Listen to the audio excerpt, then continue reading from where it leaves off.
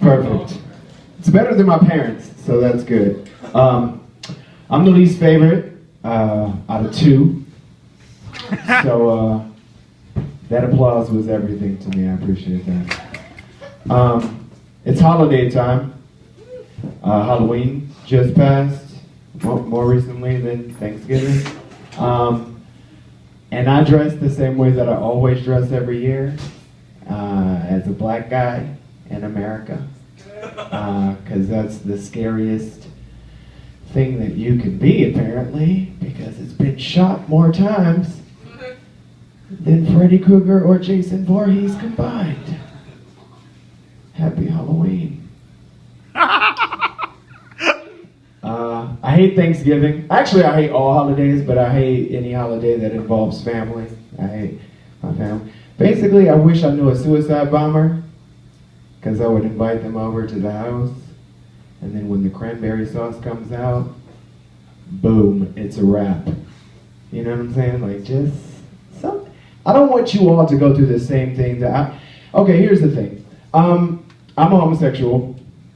I've been getting. Well, some of you probably know me as a faggot. That's fine. I've been getting called a faggot since I was 6 by my family. Yeah.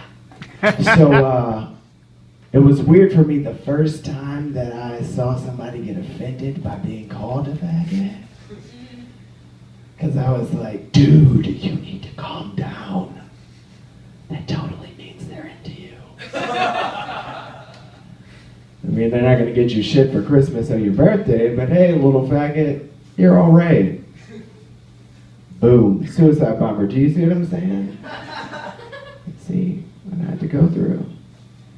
I think it's weird that anytime that I see like a news story about a suicide bomber, they only blow up 8 people. Like, even if I was suicidal, I'm gonna need to take some people with me. You see what I'm saying? So I'm not going to a bus stop. I'm not going to a Starbucks. I'm going to Walmart. I'm gonna show you motherfuckers how to roll back prices. You know what I'm saying? I'm going to Ferguson. I'm gonna show you how to end police corruption. I'm going to my family's house. I'm going to do us all a favor. That's what I'm doing. Sorry, this is dark. My life has been awesome. I grew up in the church, so my life was full of fun things like Jesus and depression. So that's always awesome.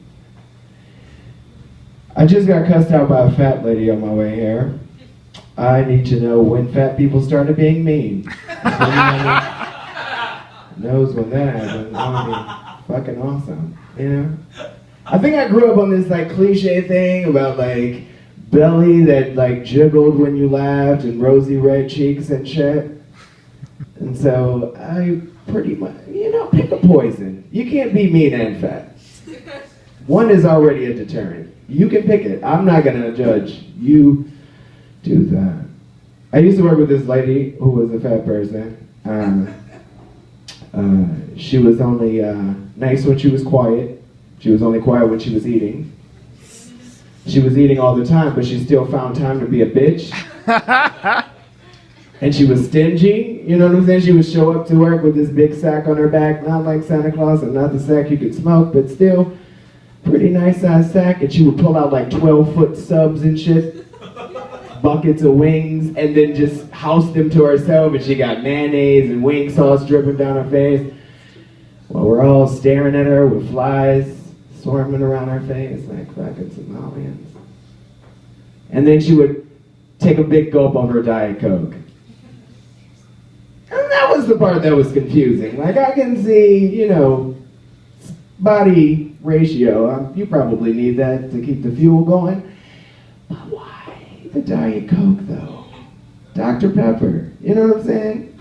Coke, regular Coke, Coke Max. Coke, as many calories that you can dump on 10 for 10 at Arby's, I feel like is just as adequate. Somebody is lying to fat people, is what I'm saying. Like, yeah, that's not aerobics in liquid form. You can't just chug that to the face and think that that's Pilates. You're still gonna look like the Blob. From X-Men, not the movie. Like level 2 in the arcade game. Nothing can stop the love. No? Okay, well that's cool. That went well. It's cold as fuck outside, but I'm still glad that the summertime is over. I hate the heat. I'm a very sweaty person. That's how I maintain this meth addict figure. And I went to this end of summer party, and you all have to be careful. We all have to be careful, apparently, when you meet people for the first time and they seem cool, but then like 2 hours later they're completely fucking trashed, and then they turn into a different person. There's a guy, he's super macho at first, and he's like, yeah, bro, we're gonna fucking drink this Paxton, blah, blah, blah. And then 2 hours later, he's like, I fucking love you, dude. You're like the most awesome dude I ever met. And he's asked to hug and lean, you know what I'm saying? This is 150 pounds. Leaning. I'm not for leaning. That's the fat check that I talked about before. Me, I don't have insurance. You're gonna have to get that heavy ass arm off me, sir. You know? Or the girl that's super like flirtatious or whatever, and then all of a sudden she's a whore. And I don't mean like, oh, super flirtatious, but I mean like full-fledged whore. Like she's like, I don't know what came over me. And I'm like, I do. Whore dudes. And I don't know why that goat was there. That was weird. Darker. That's fine. I understand. I mean, I'm like the kamikaze pilot of comedy. I'll crash this motherfucker. We'll all die here together. That's fine. Kumbaya that. How was I going with this? I don't fucking remember. So there's that, the bad track, the fucking... So I'm pretty sure that my mom's retarded, and not like the butt that we heard about earlier, like 80s retarded, when that was the politically correct thing to say.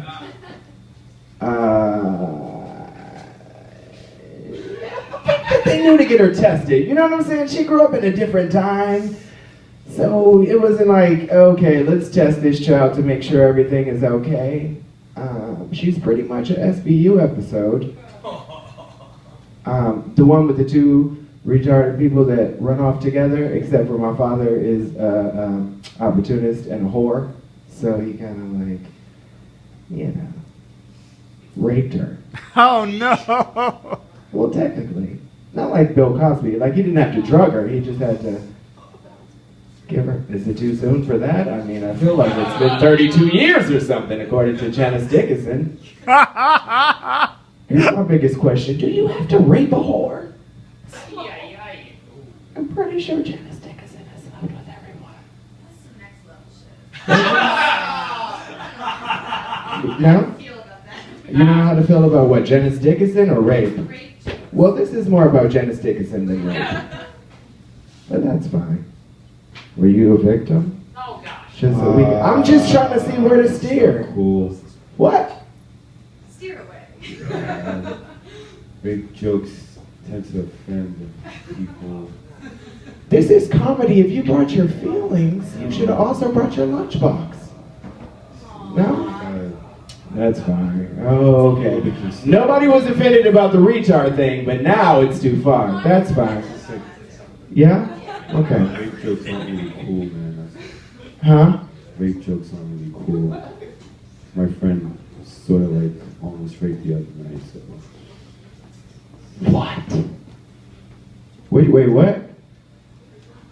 You know, Okay, that's fine. jokes. That's fine. I smoke a lot of weed. So as a result, I watch a lot of television. I saw this commercial the other day that said, "What has weed done for you?" And I was like, for me personally, nothing. But for Michael Phelps, amazing things. I feel like I'm not smoking enough or the right kind. Because if I was to get into a pool right now, I'm not going to win a gold medal. I'm probably going to drown. And not because of that, you know, fictional thing that black people can't swim, but because I'm high. You know what I'm saying?